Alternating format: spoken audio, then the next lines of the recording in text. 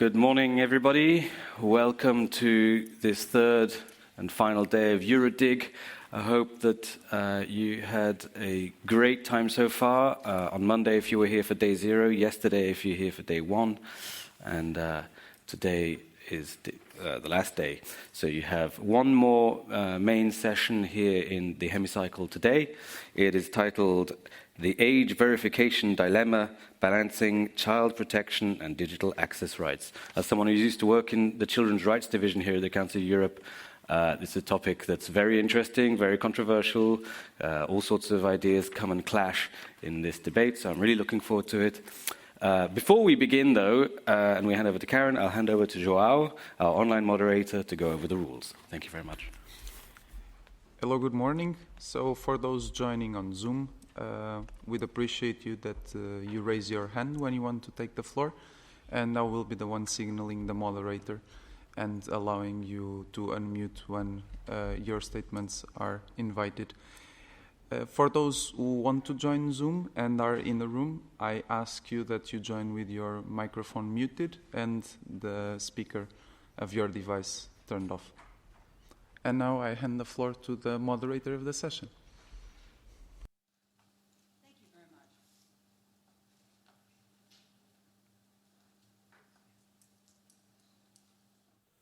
Good morning, everyone. I'm Karen Mulberry. I'm with the IEEE Standards Association, and I'd like to welcome you to our discussion today on age verification and the dilemmas that are being faced by balancing child protection against digital rights. But before we get started, I thought I'd like to recognize the fact that May 11th was the 3rd anniversary of the EU Better Internet for Kids strategy, just in case you missed that, because that's actually tied to a lot of the things I think we're going to be discussing today. Now, I'd like to outline the program for you. First of all, when you speak, there's a button by your microphone that you need to push so your microphone can be activated and we can hear you. So it's very important to note that. And the fact that for our program, we're going to have some key participants provide different aspects of age verification and online protection. They're each coming from a different industry, different perspective, and different passion. So that should lend a lot of diversity to our discussion later on today. Now, first, I need to provide some context for you. There is a very interesting dilemma between what is age verification and what is age assurance. They seem to be the same, but they're actually very different. So, age verification is generally defined as the process of confirming that an individual is of a required minimum age, typically to access certain products, services, or content that are legally restricted based on age. So that requires proof. Age assurance is a process of estimating or verifying a user's age to ensure that they can appropriately access age-restricted content, services, or products. Now, you look at the process, and I know in a lot of the legislation, the terms seem to be intertwined. And so it's just nice to know the perspective of when you're talking about verifying something, it's actually based on proof. The age assurance actually is proof, but also estimating that the respondent is of the appropriate age to access the content. So what I'd like to do to get us started is introduce our key participants who will provide their expert opinions on what is going on within their industry or their company regarding age verification and child online protection. So we have Tatiana, and I'm going to be informal here, who's a senior advisor, institutional relations from the Internet Society. We have Ian Corby. He's Executive Director, Age Verification Providers Association. He's also chair of the IEEE Standards Association Interoperable Age Verification Standards Development. Michael, who's head of the KID Germany, part of the Independent Federal Office for the Enforcement of Children's Rights, and Mannion, who's a senior EU Affairs Officer, 5 Rights from the United Kingdom. So I'd like to welcome our speakers, and we will start off with Tatiana, please.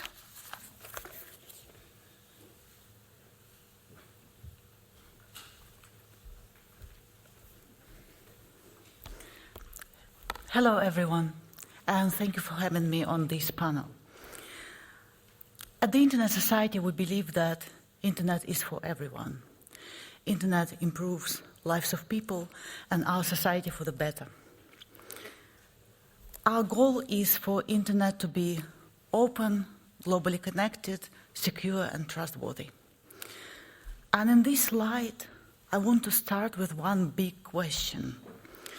Do mandatory age verification tools make Internet more secure? We do understand that there is a problem. There is a problem of child safety online. And we do understand that protection of children is a very important goal. But what is no less important is how we go about it. And this is where we at the Internet Society have some concerns about mandatory age verification tools. And we believe, as we proceed with rolling out mandatory age verification, especially in terms of deploying the technical tools, there are quite a few risks that have to be addressed before we proceed with those. These tools affect not only kids, they will affect everybody online, kids and adults alike. And they create certain risks to privacy and security. They potentially can create barriers to accessing the Internet and digital services. And lastly, they can impact the global interoperable nature of the Internet. And I will briefly go through these risks. The first set of risks we see are the risks to privacy and security. Mandatory age verification tools often force users to share very sensitive information, for example, financial accounts or government's issued ID, just to prove that they are old enough. So this is not uncommon to require to upload this ID on the website. And here is the problem. The more sensitive data we collect, the more attractive these systems and the more vulnerable these systems become to all sorts of misuse, from data breaches to other types of misuse. And even if we set aside the issue of malicious actors being interested in this data, how can we ensure, and here again I'm highlighting the risk, how we ensure that these data are not amassed, not sold to the third party to track users, and not misused in other ways. Now, of course, I know that we can say we do perform age verification checks in the physical world. Fine, we do. I can totally agree we do.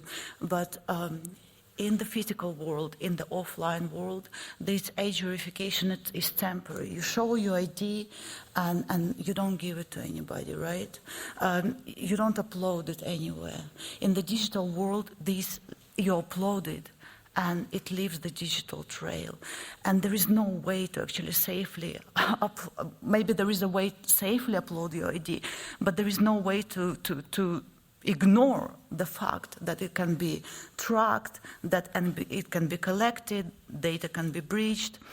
And in this regard, we are witnessing the increasing trend of lack of trust in the Internet.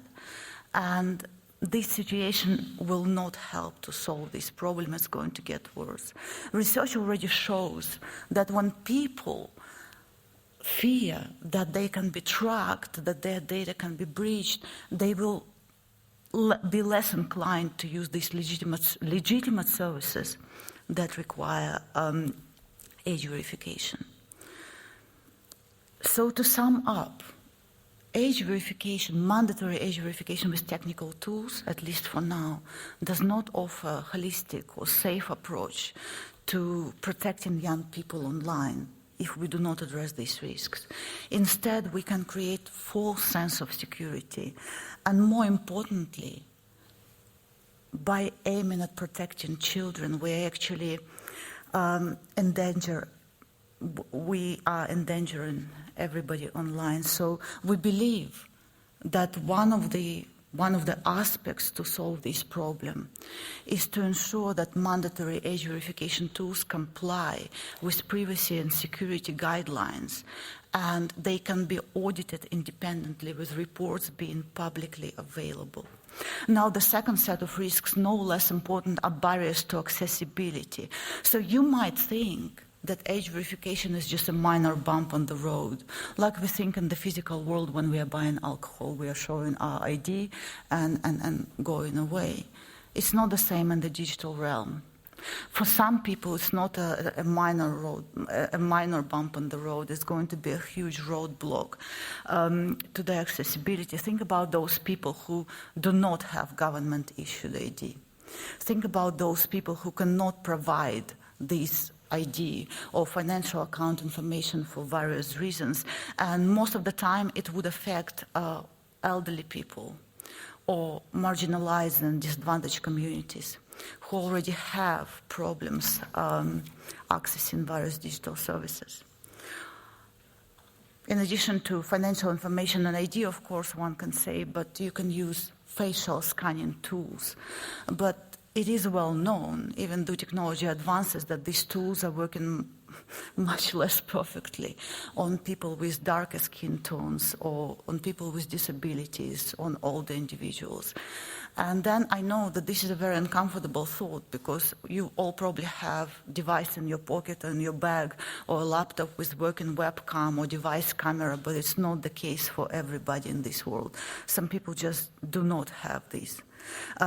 So older adults might have their access hindered because of certain health conditions, cataracts, heart veins, stroke, and other conditions basically block them from using these tools or making the use of these tools very difficult.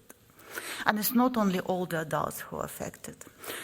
People in their late teens and younger adults might be also affected by these facial recognition tools because they have range of several years. So they also can be disproportionately impacted. And these people who face access barriers will be cut off from trustworthy services that are trying to solve the problem of protecting children online. And what really concerns us is that they might end up in darker corners of the internet.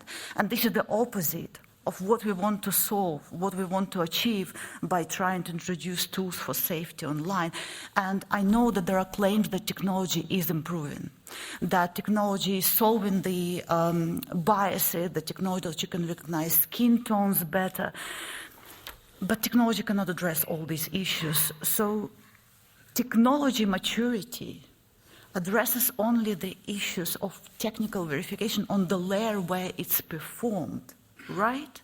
It might address this problem, but beyond this layer, even if we have a foolproof technology, this is the claim that I would probably argue against, that we can have a foolproof technology, but imagine that we do. Beyond this layer, what happens to data? How we address privacy and security risks? Not all of access barriers created by technology are technical. So it does not solve these issues, and certainly it does not solve the issue of trust on the internet. And lastly, I'm wrapping up. This mandatory age verification technology, if deployed by various countries for various services, various ages, can have impact on global interoperability of the internet.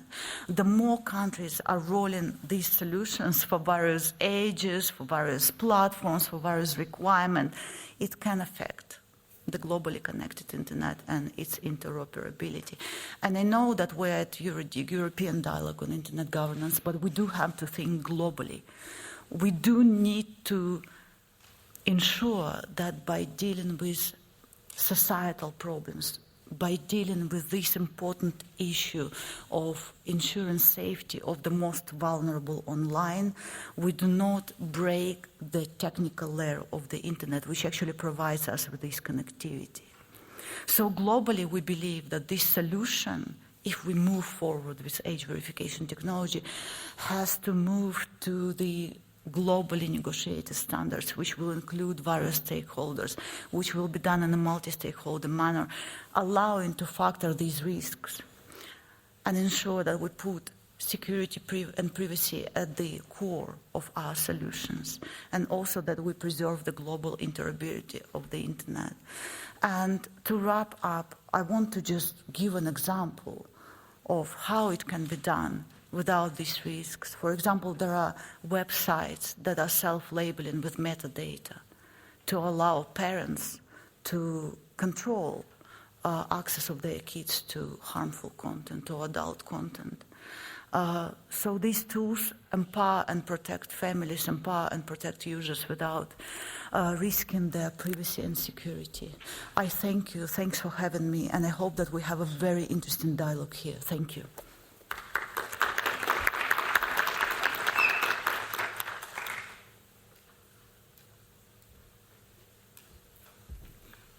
All right, next we have an online participant. Ian Colby will actually speak on his activities with the Age Verification Association and standards development. Ian, over to you online. Thank you very much indeed for having me today. My name is Ian Corby. I'm the Executive Director of the Age Verification Providers Association. We're a global trade body representing over 30 different providers of age verification and age estimation technology, which are the two categories of age assurance that we talk about. So I hope I can provide some reassurance to the previous speaker. What we're trying to do in the world of age assurance is to apply the same norms of society in the real world to the online world. So we wouldn't allow our kids to walk into downtown Strasbourg and walk into a nightclub or a casino, or I don't know if they have them, a strip club, without checking their age. And we think we need to be able to do the same thing online. And we can do it in broadly the same way. And if we can put a man on the moon, then we can certainly prove your age online without putting your personal data or privacy at risk. And that is the essence of the age assurance industry, proving your age without disclosing your identity. So the principal way that we would do that is by using an independent third party to do the age assurance, and then they simply say yes or no to the digital service that needs to know whether you're over or under or between a certain age. And it's important to know that that third party, once it has checked your age, does not retain any personal data at all. And in fact, some of the methods don't even require that third party to touch the data in the first place. So let me give you a few examples of how we might do that. We heard earlier the use of digital of your physical ID to create a digital identity. And that's very straightforward. You just take a selfie, you show your ID to your camera. We compare the ID photo to the selfie. We make sure you're a live person, not some AI-generated image, or the document's not a fake image. And if the two match, then we can calculate your exact date of birth and therefore your exact age. Now, that process could be done in the cloud, but there are some companies which now do it entirely on your device. So your personal data, your ID and your selfie never leave the palm of your hand. We can also use things like open banking, where you just log into your bank and the bank simply confirms, yes, this person is over 18 or this is their date of birth to a third-party provider. There are some innovative methods using estimation. We heard about facial age estimation already. That's accurate to within about a year. And it's important to note that the concerns around racial bias really arose around facial recognition technology in its early days. Facial estimation technology is a very different technology and suffers much less from bias, but we do include in our requirements for any of these technologies analysis of whether a system is biased or not. Now, of course, the main reason why things are biased is because the way AI works is you train it with some faces where you know the age, and you then apply patterns from those faces to faces where you don't know the age. and look to see which is the most likely match. So as long as you have a very diverse range of training data, then you will have less problems in terms of any bias in the outcome. Now, those systems are generally working to within a year or two of your actual age. So that's not great if you are just turning 18 and you want to buy alcohol for the first time. But you're if as long in the tooth as I am, then if I'm estimated to be over 18, there is absolutely no chance that I'm under 18. So moving on to sort of the different, I hope you can still hear me. My email just, things had a little glitch there. Yes, Ian, we can. Thank you. We are also applying some standards in this industry. So we mentioned the IEEE already. There's the standard 2089.1. And that is not just a standard about accuracy, but it also makes sure that the different solutions deal with things like bias, but also how do they handle human rights? How do they handle privacy and data security? So it's a very holistic assessment of any age assurance solution before you could be certified against that standard. And the ISO is also working on a standard which went through its final stage yesterday, in fact, so should be published in October, 27566-1. And that's a broader framework, and there'll be other standards that follow from the ISO. We did some work recently with ETSI, the European standards body, to look at the gaps between what we need and what standards exist. And I think there are some further standards that will be required in sort of the periphery, but the core standards are there. I also want to briefly touch on interoperability because this has become more and more important. And again, this is really useful for accessibility and inclusivity because this means you just need to find one way to prove your age to one website, and then you can seamlessly reuse that same check on any other digital service that you need to access. And there are a couple of major initiatives around this, one in the private sector and one in the public sector. So the European Commission has just finished developing a what they call an interim app. It's a sort of slimmed down version of what will in future be the European Digital Identity Wallet. And that's being offered to member states, and they can implement it in their member state with a degree of sort of local design. And that allows you to use your national ID to turn that into an age token. And the reason they didn't wait for the European wallet is because there are some issues around traceability and trackability if you use the technology designed into the wallet. The interim app has mitigated those risks, so you are not traceable or trackable when you use this new interim solution to prove your age online. That's going to mostly focus at the 18 plus use case to start with. And then there's a second area where I've been involved called EU Consent, which was originally a European Union funded project to do interoperability, which allowed us to tie together different age verification providers. And we've now moved on to a decentralized model for that, where you can download a small mini app into your browser, not one you get from the App Store, it just automatically drops into your browser. And that allows you to have a token on your device, which other age assurance providers can see, and then they can rely on that to redo the age check again seamlessly without you needing to be involved. We might, from time to time, ask you to put in a PIN number, a password, or biometric password to prove that you're the same person who did the original check. There is some talk about moving where we do the age checks around what we call the technical stack. So maybe we don't have the digital service be responsible. We put the responsibility, for example, on the app stores. The app stores are resistant to that. And my main question on that is, who would be liable if it goes wrong? Are we saying that Google and Apple suddenly become liable for every failure of age assurance around the world?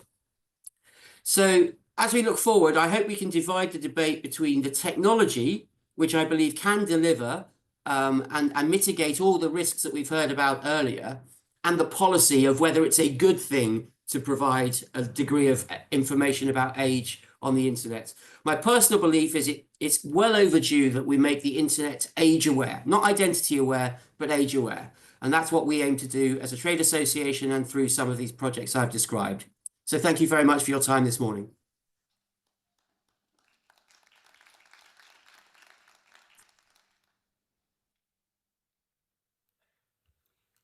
Thank you. And now for our next speaker, I have Michael, who will give us a perspective from what's going on in Germany. Thank you.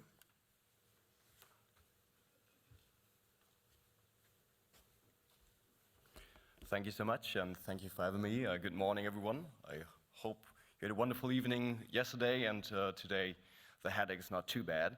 But I'm happy to present here the work of the Federal Agency for Child and Youth Protection in the Media, or actually the Federal Office for Child and Youth Protection, for the enforcement of children's rights and digital services, because that's what we do.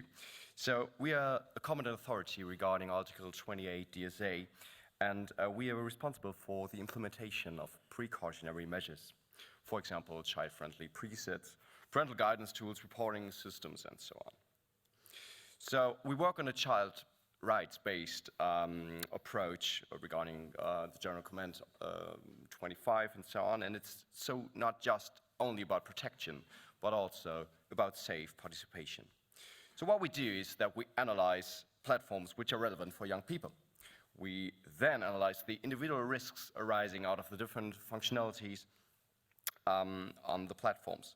We check if all risks are already covered by the precautionary measures which might already be implemented, and this is actually never the case. So there's still a lot to do for us.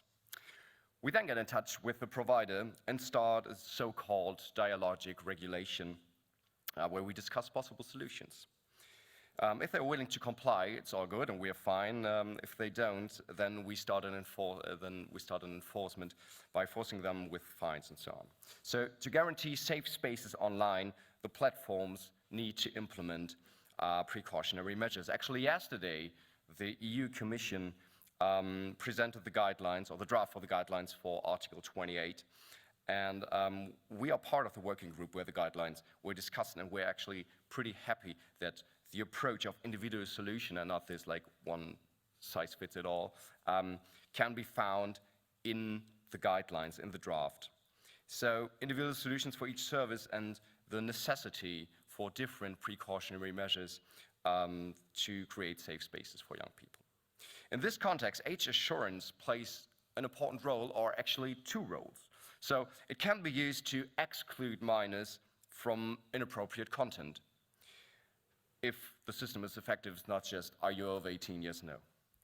But as it is important that young persons are being prevented from inappropriate content, it's also necessary to see the possibility of age assurance when it comes to the safe usage of platforms. By implementing functional mechanisms, the before-mentioned precautionary measures can really work. So let's take child-friendly presets, for example. You can have the best settings by default. You could ever imagine like limitation between communication between adults and young persons to prevent cyber grooming and so on. You can have limits regarding the time of usage, profiles automatically private and so on. But when you can open an account and can just like type in a date of birth, which might be fake, this just doesn't work. So the child-friendly presets can only work if the platforms knows the age. It doesn't have to know like the exact age, but maybe an age bracket, like the person is between 13 and 15 or 16, 17, and so on. So age assurance can be an important factor regarding preventing children from adult content, but age assurance also has to be an important tool when it comes to enable a safe usage for children and young persons.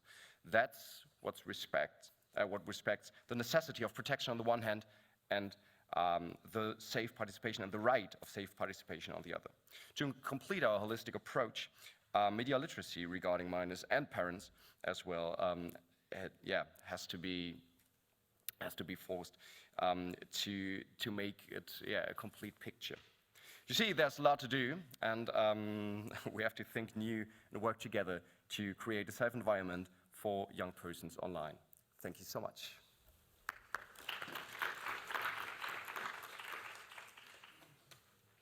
Thank you very much.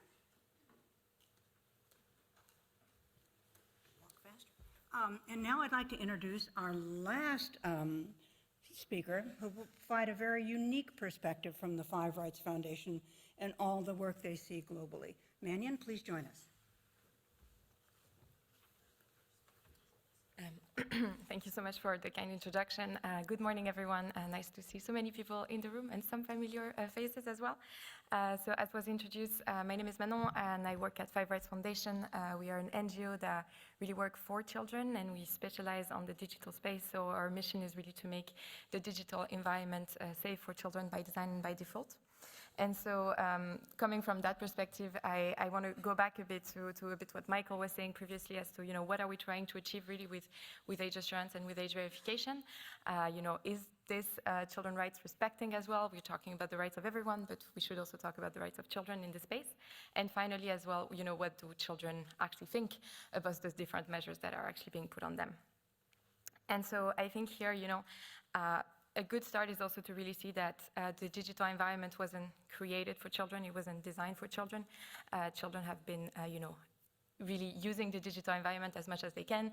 They love it, they are out there, but the digital environment wasn't made safe for them. And when we talk to our youth ambassadors, what they tell us is that they feel addicted, they feel that, the internet has a big impact on their body image, on their sleep, on their education.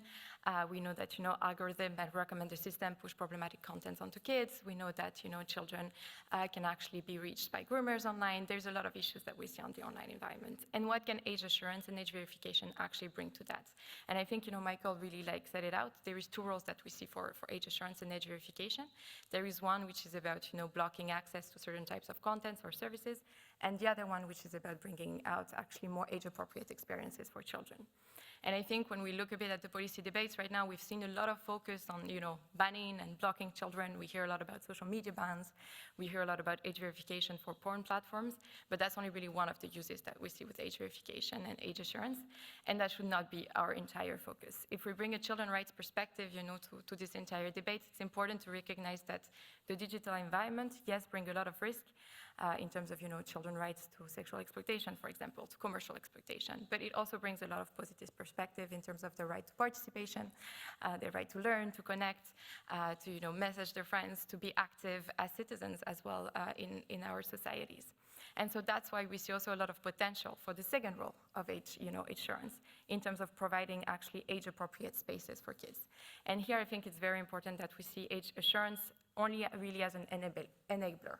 It's only really a first step. Whether or not whether someone is a kid is not going to suddenly make the environment safer. You need to afterwards actually adapt the design of your platform, right?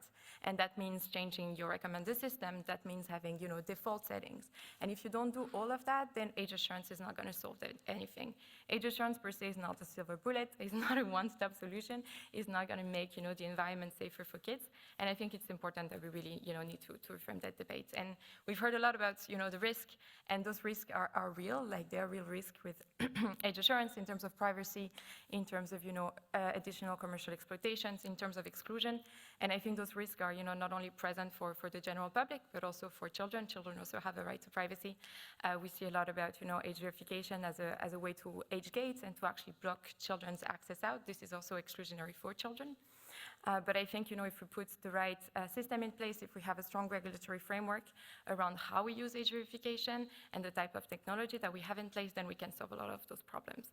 And we heard a lot earlier, from Ian about the fact that you need standards in place, you need to have audits, you need to have certification mechanism to make sure that at the end of the day, age assurance is privacy preserving, it is done in a proportionate manner, it is accessible. We've just heard about the Commission draft guidelines on Article 28. They also tell us that, for example, if you want to have an age estimation system in place, you should actually provide two different types of mechanism to make sure that if people cannot choose one, they should be able to use the other one. So there is a lot of solutions that are actually possible and that can be put in place out there.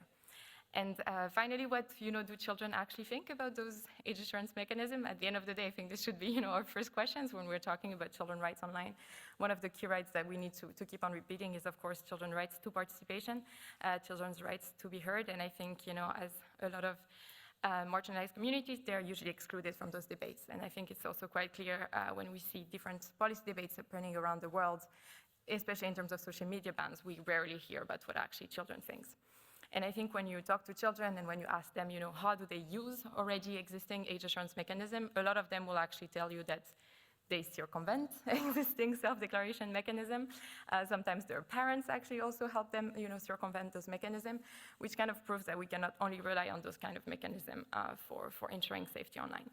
But when you talk to kids, when you actually explain to them, what are we trying to do with age assurance, they also tell you that at the end of the day, they agree, with certain types of platforms actually asking their age and actually trying to verify it. And I think here as well what's very interesting is when you ask kids, they might tell you that for themselves, they don't need it, because kids like to, believe that they are able to deal with whatever risk, but they recognize really the use for their peers. So they want to make sure that there is actually a better environment for younger generations as well. And when you talk to kids as well, they are very cognizant of the fact of of course, they don't want their privacy to be infringed. They see, really the need for proportionality there as well, so it needs to be context dependent. Some of the children, for example, didn't necessarily see why you should have age assurance mechanism on video games. So I think, in some ways, when you talk to kids, you actually get to see all of the problems, but also a lot of the solutions. And I think here, that's really my last point. If we want to really design an environment for children, we really need to design it with them. They're the ones who are actually, living. They're the ones who are aware of the risk. They are the ones who also put in place solutions to deal with this risk, and we really need to make them the center of the conversation. So yes, thank you very much for your attention.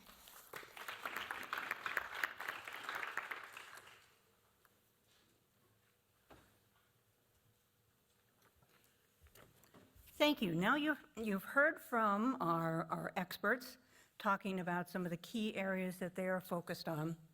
At this point, we have people that have registered to make statements.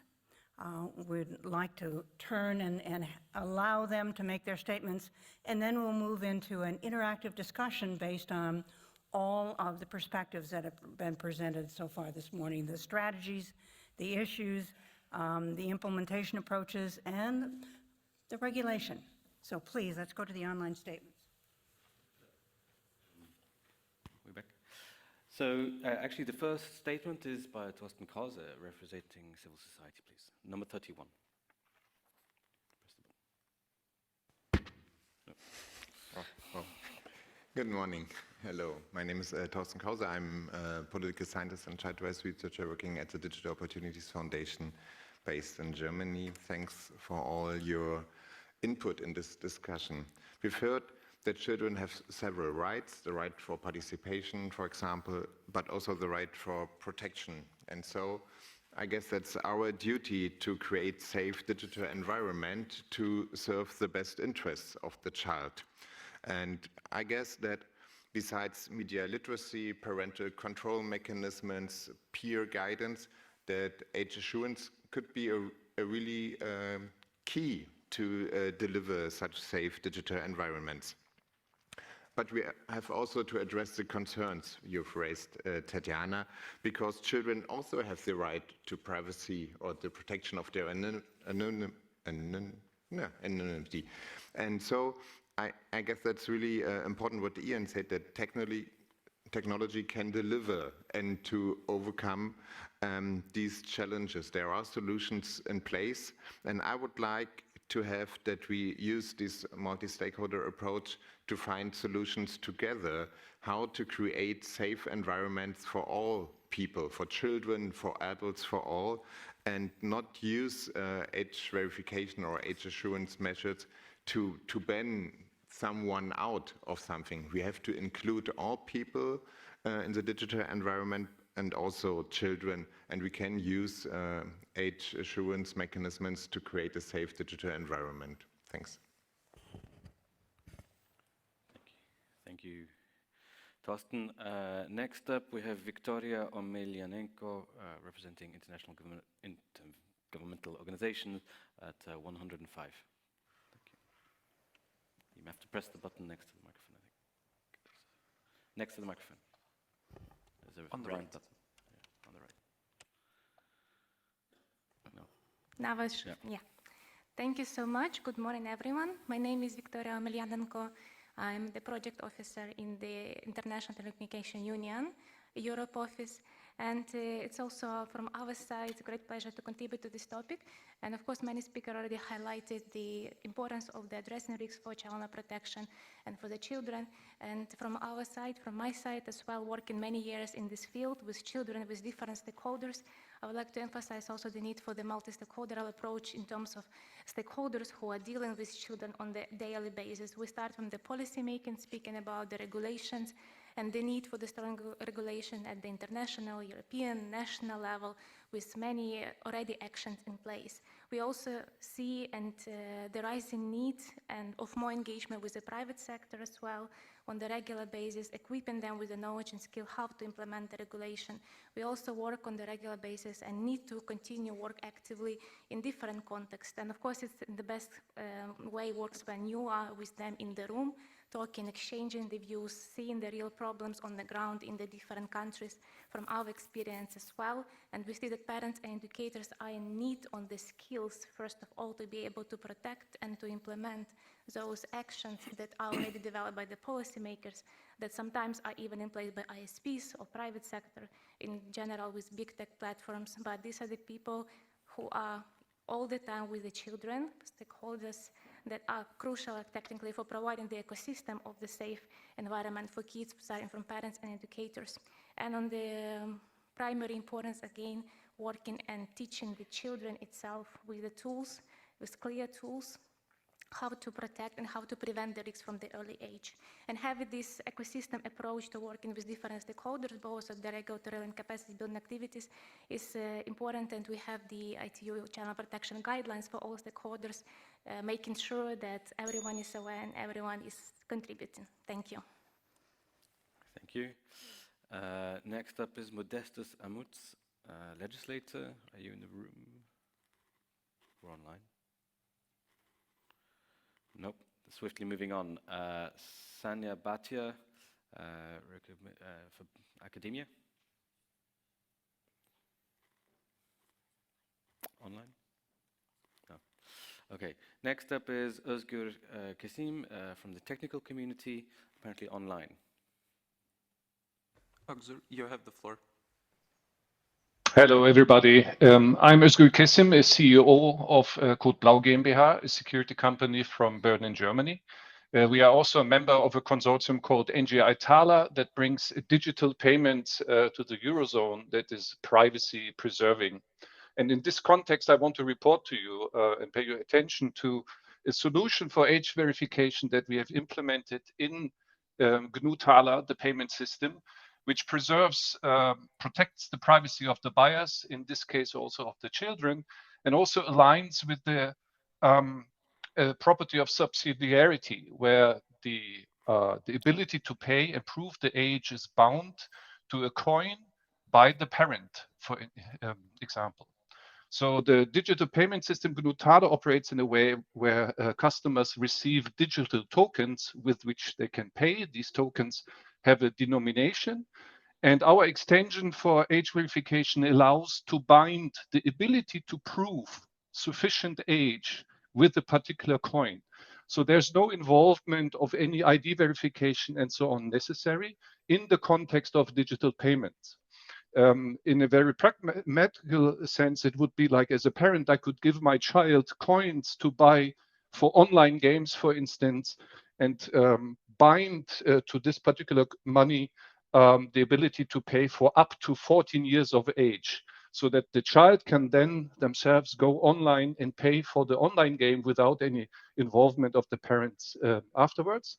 The benefit of this approach is that it binds the ability to pay, or it binds the age verification to the ability to pay, and that has no involvement of third parties other than that. Thank you. Thank you very much. Khurram Jugati from academia, I think, was registered for every session so far. So, Esther Passaris from the government, please. 68. Distinguished delegates, as a legislator from Kenya and a champion for women and youth inclusion, I support child protection online, but not at the expense of equity and access. Age verification systems are currently designed often as currently designed, often exclude children in the Global South, especially girls, refugees, and those without formal identity documents. These risk deepening the digital divide and silencing the very voices we need to empower. We must develop context-aware, rights-based frameworks that protect children while respecting their rights to learn, connect, and grow. Protection should never become a barrier to participation. Let us prioritize literacy, ethical platforms designs, and inclusive partnerships with parents, educators, and tech providers. Empowerment, not restriction, should be our guiding principle. Why? Because child safety and digital access are not opposing goals. They are two sides of the same coin in a journey towards justice. Thank you. Thank you very much. And lastly, Anastasia Feuerstein from academia. Over there, 108, please. Thank you. I'm Anastasia Feuerstein, and I'm the director of an academic campus specialized in cybersecurity. Ladies and gentlemen, children as young as 8 wander freely through online realms not built for them, exposed to violence, exploitation, and manipulation. The Convention of the Rights of the Child calls us not only to shield, but to guide, recognizing that access to education, information, media, and free expression is not a luxury, but a right, inseparable from our obligation to nurture their digital literacy. So what should we propose? First, AI-driven content moderation with dynamic real-time filtering that does not merely block, but adapts, creating age-appropriate environments.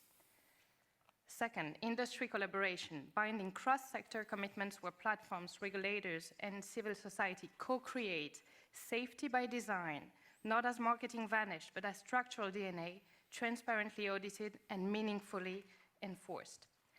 Third, digital literacy, embedded in schools, teaching children resilience, critical thinking, and the subtle art of navigating complexity. Because a safe internet is not only a matter of walls, but of wings. And finally, we must secure inclusive protection, ensuring that measures never exclude children from marginalized backgrounds, that digital rights are not the privilege of the well-documented few. So ladies and gentlemen, let's not build fortresses, let us build bridges. Let us rise to this challenge with not fear, but with courage and creativity, forging a Europe and a world where protection and possibility walk hand by hand. Thank you. Thank you very much. Please go.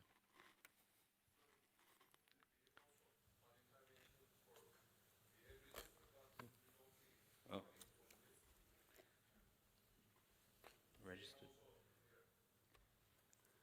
If you registered, 196. we were only listing confirmed participations, but if you are willing to participate with a statement, 196, go ahead.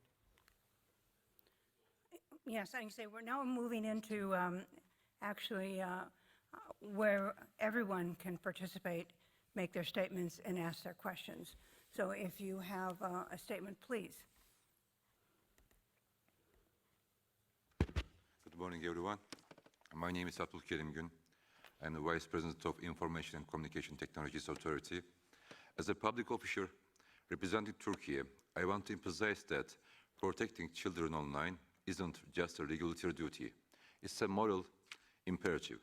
But how we do this matters just as much as why. Age verification mustn't become a gateway to surveillance or exclusion. It must be designed to empower, not to restrict disproportionately. In Turkey, we are actively engaging with this balance. Our national strategy promotes safer digital environments for children through education, parental tools, and regulatory oversight. But we are equally aware that under the Digital Services Act, and similarly in our own evolving regulatory framework, digital platforms must do more than acknowledge this responsibility. They must act on it. Age verification isn't just a compliance box. It's the gateway to safer digital environment for our children. We are now at a stage where AI tools have become powerful enough to support this task meaningfully. Advanced algorithms can detect patterns, verify identities with minimal friction, and adapt in real time to protect against misuse. But the question is, are platforms willing to use these tools in the interest of public good? We support innovation, but we cannot ignore the risks that unverified access to digital platforms poses to minors, be it exposure to harmful content, exploitation, or algorithmic manipulation. At the same time, we are deeply aware of the need to protect privacy and ensure equitable access to digital spaces. That's why we are calling for transparent, privacy-preserving, and AI-driven age assurance systems that do not collect unnecessary personal data, but still provide a strong protective layer for minors. We believe a unified approach across jurisdictions based on principles of accountability, child rights, and technical feasibility is possible, but the responsibility lies with online platforms. They must invest in and deploy their AI capabilities already used for content moderation and advertising for age assurance. This is not just a regulatory demand, it's a social expectation. We must ensure that the digital world remains open, but never at the cost of the safety of our children. Thank you. Thank you very much. Well, now we're in the open dialogue, so I don't know if anyone has any questions of any of our experts that spoke today, or any questions you'd like actually to put out for general discussion of everyone that's here today. I have one in the back, please. Okay, I think it's me, right? Okay, first of all, thanks, Karen, for pointing out that it's the big anniversary. I think it's really nice, not only because Joao, our online moderator, and I have been part of the big network for many years, since our school days, so really nice for shouting that out. I'm Katrin, I'm working for one of the media authorities in Germany, and we are actually responsible for the evaluation of age verification systems in Germany. And from over 20 years of doing that, of course, I haven't been doing this for 20 years, but some of my colleagues have, and it's really amazing to see what is possible today, and of course, to get it shown by all the people who are providing systems and see what we can do, and it's pretty easy actually to do it right. But of course, all the problems that have been mentioned, we also see them, so I don't want to repeat them, but I want to point out one important point that has also been made by Michael and Manon, which is the blocking out versus good participation of young people online. And I think when we look at content that is available online, we also look at the Digital Services Act and all the debates about illegal content online. And when we then say that we have to remove some of the content because it's illegal, because, for example, we in Germany have laws that say content is illegal when it's impairing the development of young people. So we then have to, of course, our platforms have to remove this content because it's impairing the development. But of course, for people who are over 18, the content would be totally fine. So creating spaces for young people and creating spaces for people who are over 18, then we can share different things which we cannot share at the moment because they have to take it down. And also it was mentioned that, sorry, I'm almost done.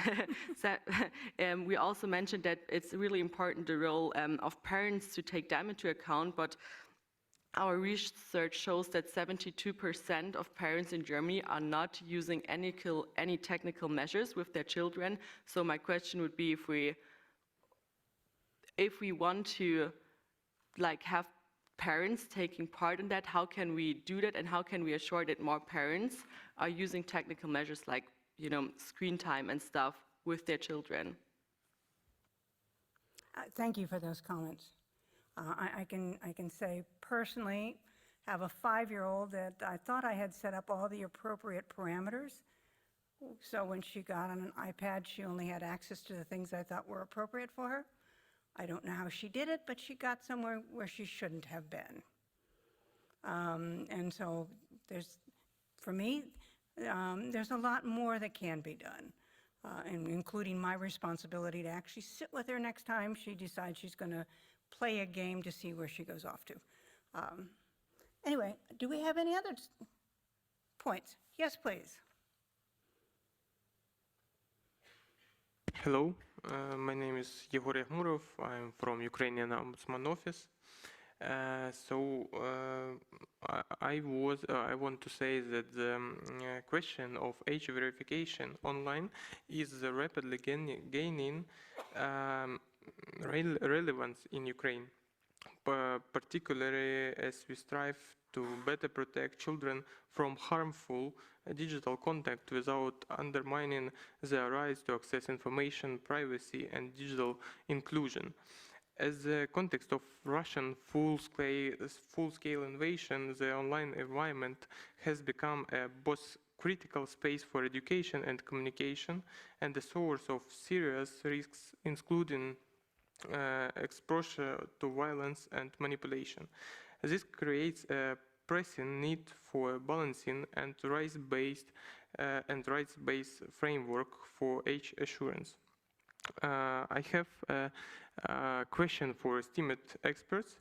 So, for example, considering the successful experience of Spain in implementing online age verification mechanism for children and the prominent role played by the national data protection authorities, is this reform, I would like to ask your views about the appropriate institutional leadership for such an initiative. In your opinion, should this reform can be led by the data protection authorities, given its expertise in privacy and risk rights-based approach, or would it be effective for a digital policy-making body? Thank you. Thank you. I'm going to say we have someone who will respond. David, please. Thank you, Karen. I'm David Frauche from the Internet Society. I already knew this was going to be an interesting debate. And I think we have to go a little bit back. Tanya showed an example that it's not the same online that offline.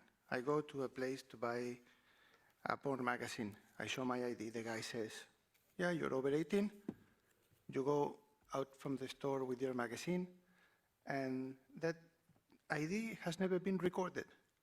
Yet, if I go to a porn site and I need to log in like this on somehow, this data can be stored, and this is a chilling effect that I might not, that might refrain me in the future to go online for these kind of services. So, yeah, we put a man in the moon a long time ago. But it's not that technically if it's possible or not. We cannot put someone in Mars and bring him back. So I wonder why we insist in trying to solve societal issues through technical solutions when most times this can be done by education at homes and also ensuring that spaces for kids have reporting mechanisms so kids can identify adults that are misbehaving there and say this person, this individual, this profile is doing wrong in this space. So we should go back and try to identify solutions on empowering kids because I see a rush in many governments, including the European Commission, to put in place solutions when most, if not all of the speakers today said we still need to be done more things. So before rushing to get a technical solution, let's make sure that we are doing the right thing. Thank you. Yes, please. So much. Is this working? Yes. I think a lot of very interesting points that I would like maybe to bounce back on the responsibility of parents and on the responsibility of children as well. Maybe going back to Catherine and see what's the role of parents there. I think it's super important to recognize that, first of all, a lot of parents don't necessarily have the digital literacy skills to actually deal with all of those parental control tools. We know that kids are on more than 40 platforms. Usually, that also means that parental control tools are different from one platform to the next. So as a parent, you should be able to actually go on all of those platforms, set up the right parental control tools on all of those platforms. Parents deal with a lot of, work, life, family life. I mean, I am not a parent myself, but I can only imagine, all of the things you have to deal with. So that's a lot of pressure to put on parents. And sometimes also the way those parental control tools are actually set up is that as a parent, you must have to register yourself on the platform, right? So the platform actually gets a new user as the parents to actually use those platforms just to be able to actually set up those parental control tools. I think also the way we see parental control tools, a lot of them can be also very privacy intrusive for children as well, right? And so there again, we need to have a bit more of a nuanced approach. We know that all kids are not the same. You evolved as a children, right? When we're talking about children, we're talking about everybody who is under 18, and a kid who is 12 compared to a kid who is 16 doesn't need the same level of privacy. And we know also that children, to actually be able to grow, to develop their identity, they need that level of privacy, right? So actually enabling your parent to surveil everything that you're doing online does not necessarily go forward in that direction. Does that mean that on top of having surveillance from big tech companies, we're also enabling surveillance from parents? We also know that from research, actually, the best way in which parents can actually support their children is not through control, but actually through discussion, through participation with them. So usually actually trying to restrict your kids via control tools is not the best way forward. And I also think it's very clear as well from the draft guidelines that we just got from the Commission on Article 28, which Article 28 of the DSA requires online platforms to ensure a high level of privacy, safety, and security for children. They looked at what they call tools for guardians, and then again here I think it's important to mention that not all children have parents. Not all children have parents who are online, and not all children have parents who might be, good for them. But then again, let's use the tools as tools for guardians. There again, they also recognize that those tools are actually only complementary, right? It's not because that you have good parental control tools that suddenly, your platform is actually safe. No. If your algorithm is still pushing harmful content onto children, whether or not as a parent you can see that that content is being pushed to the kids does not change, the actual root of the problem. So that's one thing about the role of parents. Secondly, about the responsibility on children. We're a children's rights organization, we work a lot with kids and they want to be empowered, they want to be, participating in this world and they want to be able to make right choices for them. But I think we need to recognize that right now, the way the online environment is being made is by a very few, powerful companies who are making money out of this, right? And as for any other regulatory environment, they actually have a responsibility to ensure that the users are actually safe.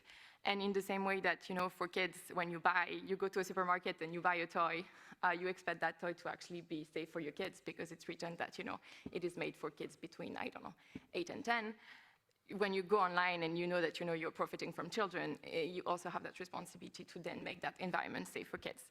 And in general, the way we see the online environment right now is that it's very manipulative in a lot of the designs, right? We see a lot of retention design. We see a lot of, notifications measure, likes. Everything is really made to keep you online, infinite scrolling. All of those measures are very problematic, I think, for anyone as adults, but particularly for children as they are developing. They have, less ability to actually control all of those things. And so I think it's very cynical to ask children who are developing to actually be the one in control of an environment that was made to keep them online. So we need to make sure that, when we're talking about this topic, it's not about putting the responsibility on children, but actually putting the responsibility on the people who are actually benefiting from children right now. No, thank you. And we've got a comment online, and then Tatiana will go to you. Yeah, please. We have Ian from the panel. Just wanted to do a round. Ian, Ian, please. And thank you. Just briefly to respond to a couple of points. The question from the representative from Ukraine about whether the data protection authorities should step in and do this. I think what we have noticed is some data protection authorities in Europe don't have much faith in GDPR protecting people's privacy. And so they've advocated for more technical means to protect privacy. And this is often being called double blind, where you use zero knowledge proof, which is a form of privacy enhancing technology, to make sure that when you communicate the fact that somebody's over a certain age, that information cannot be traced back to the individual technically. So it's not just a legal protection under GDPR, but it's also a physical technical protection. We've taken that on board as an industry and built that into the age-aware interoperable ecosystem. The problem when the DPAs try to invent these things is they never consider the commercial market that needs to underpin the operation. So that's fine if governments are willing to spend the money on building these systems, operating customer services, and operating support to the relying parties to integrate them. But that's a very expensive job and it's a big commitment from government. So if they want the private market to continue to do this work, then we do have to find a commercially sustainable business model, which can be achieved even with zero knowledge proof. And that's what we did with the age-aware ecosystem. And then on the question of whether we should just leave this to the parents, sadly, I mean, there are multiple opportunities for parents to add controls, but as our convener has herself pointed out, you can be the most committed parent you like, but you may not be able to cover all the bases. Every game, every platform has its own unique parental controls. That's an enormous investment in time for parents. And I don't think, we know that only about 1% of parents use some of the most popular platforms, parental controls. So that's not an adequate way of dealing, particularly for people who are perhaps less affluent and whose parents are less well educated and less capable of intervening to implement those measures. So I do think society needs to help those parents with these sort of broad age verification controls. Thank you. Thank you, Ian. And Tatiana, you had a comment as well. Thank you very much. I would like to actually follow up on Ian's comment about putting a man on the moon. I absolutely loved it because it also reminded me that a few decades later, after we put a man on the moon, or a few men on the moon, a Mars mission failed because different teams in different countries were using imperial and metrics. And this is what exactly we are trying to avoid here. I was making an argument about rolling different technical solutions and having impact on the global interoperability on the internet. Another argument relates to the to those men on the moon. We somehow, in this room, I see a bit of contradictory things. We believe that technology can solve the problem, but at the same time, we recognize that there is a broader societal issue with parental controls, with trust, with multitude of aspects. And as to the technology itself, I'm going to make an example in the physical world. I think anybody who owns a newish car knows that the cars can now read the signs on the road. And the percentage of failure of them reading the road signs is quite high. It's very annoying for drivers. So if a car cannot read a sign on the road, if this technology cannot do this, I'm not entirely convinced that technology can solve the facial recognition issue. And it should not be a trade-off. Let's do it, it's good enough, but those who are excluded are exactly those who are excluded from many, many other things. And marginalizing them further will not do our society any good. And I'm very much aligned with the intervention of esteemed Kenyan legislator Esther Passaris, right? I hope I captured the name right. It is about those who left out, not only whom we let in. And this is incredibly important. And the last point about the man on the moon. We put the man on the moon, and we are sending Mars missions perhaps soon. It is very costly, and as Ian said, like when we leave some things to the private industry, we have to find solution. And this is why we're not sending the man on the moon anymore, because it's fuel, it costs, it's political decisions. At the same time, with all these missions, we're still confronted with the news about data breaches every day. I don't know, I opened my news application yesterday and I saw again the Marks & Spencer data breach. The news just keep coming, Marks & Spencer, the UK retailer. So this is not a trade-off for me. We shouldn't frame it as either or. And as I said, we absolutely recognize this problem. And I was happy to hear about ISO standards as well. We really have to make sure that we are moving toward some global agreement, building bridges, as one of the interventions said. Building bridges instead of creating trade-offs. including stakeholders, finding the solutions together. And in this regard, I'm so happy that we're having this dialogue today. I find it so enriching for us as well, as we are trying to propose our own solutions and consulting our community and the internet society. Thank you. Yes, we have a comment online. Yeah, so we have actually a few comments that are coming from the chat, which I'll briefly summarize. Yeah.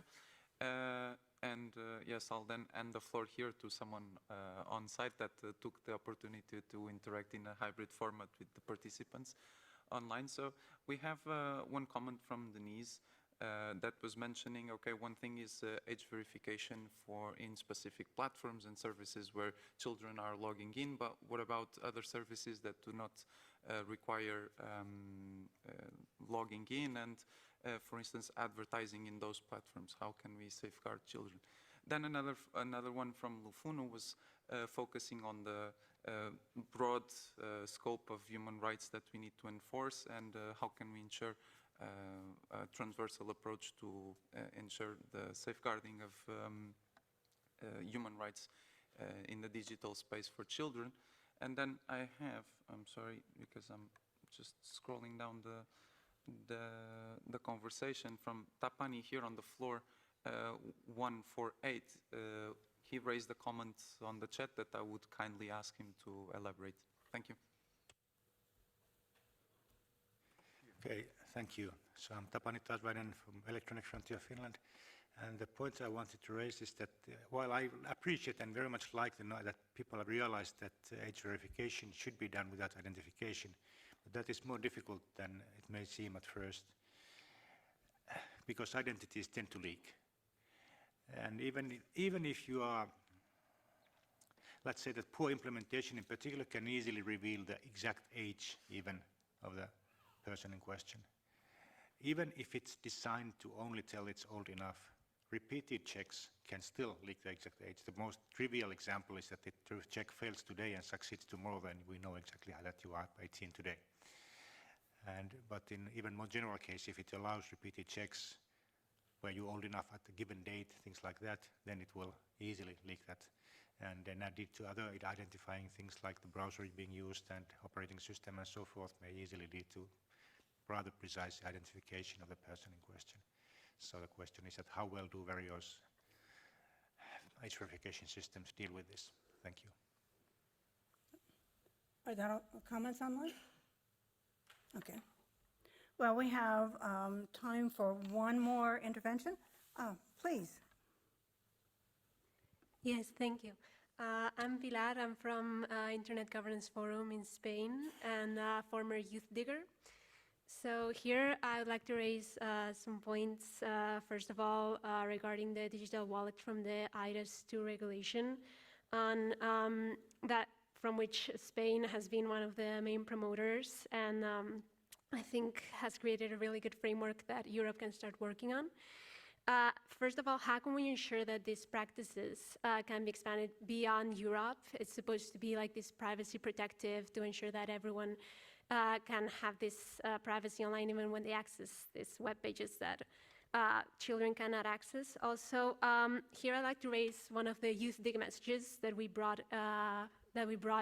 in my year in 2023, and that we cannot have two internets, one internet for children, one internet for adults. Adults can enjoy their privacy and children cannot because they do not have encryption, because we have to protect them. This promotes internet fragmentation, and we just, as youth, we do not want that. We want everyone to have the same privacy and not just internets that are not completely separated. And finally, I'd like to raise a point on leaving this regulation, well, not regulation, but control to the parents or the tutors, because it could promote the marginalization of certain children groups that do not have the same access to the contents if we just leave it to parents or we just leave it to tutors. Maybe it should be left even to co-regulation between platforms and governments so that we can all reach the best solution that can benefit everyone. So thank you. Thank you very much. Well, I think we've got one more comment over here. Yes, sir.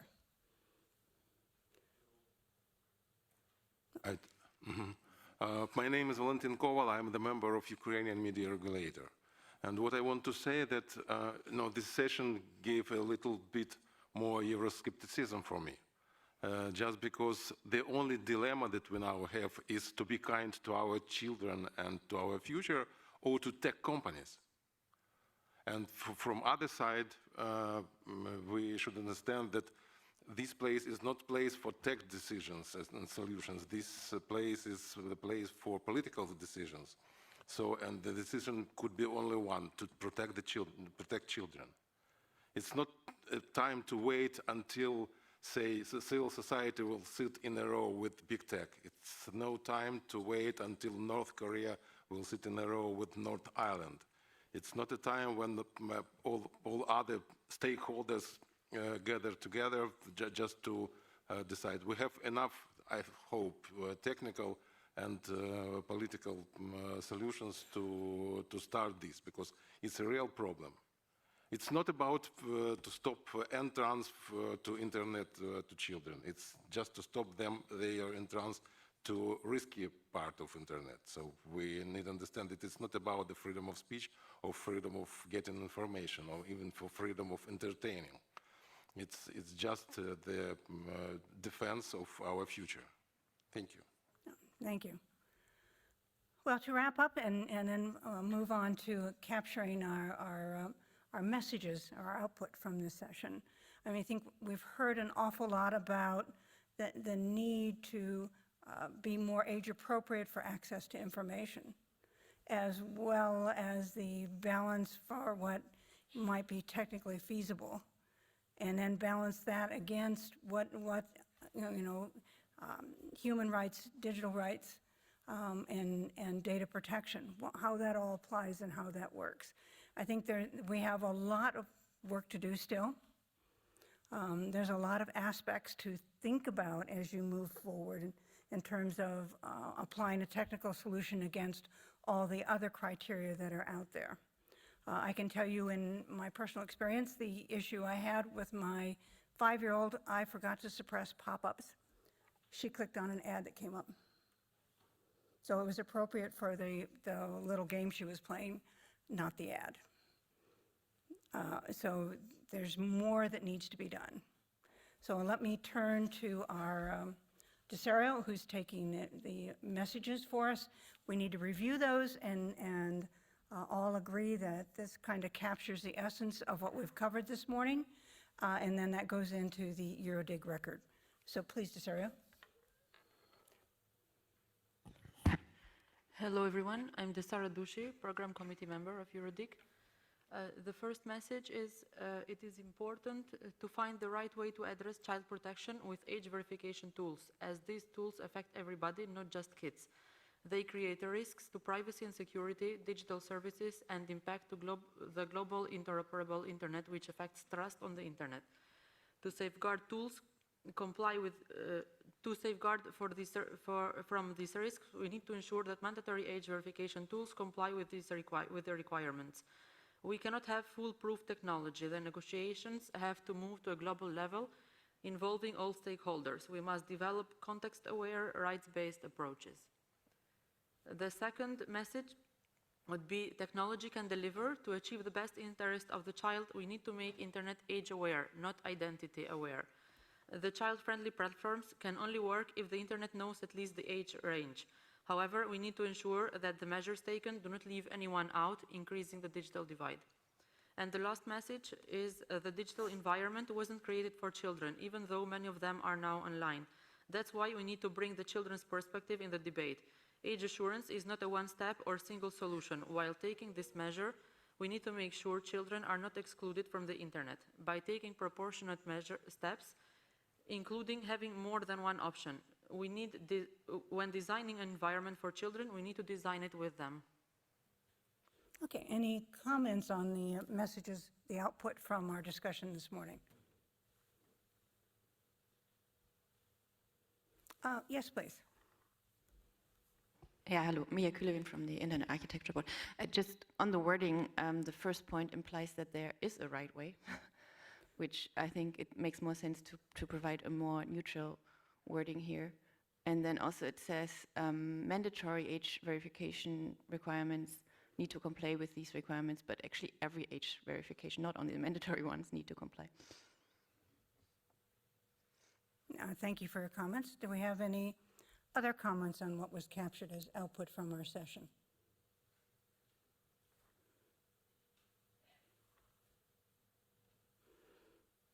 Well, if there aren't any other comments then, or suggestions on our text, I'd like to turn it back over to our Master of Ceremonies to conclude our session. Thank you very much for all of your dialogue. Thank you very much, Karen. We've done incredibly well with the time. Thank you very much. That gives everyone here a longer break. So thank you to everyone who contributed to this first session today. And at 11 o'clock, I believe, we'll be back here. There'll be coffee, I think, outside in front of the hemicycle again for some final networkings and final chats as we approach the end. Thank you very much, and see you soon.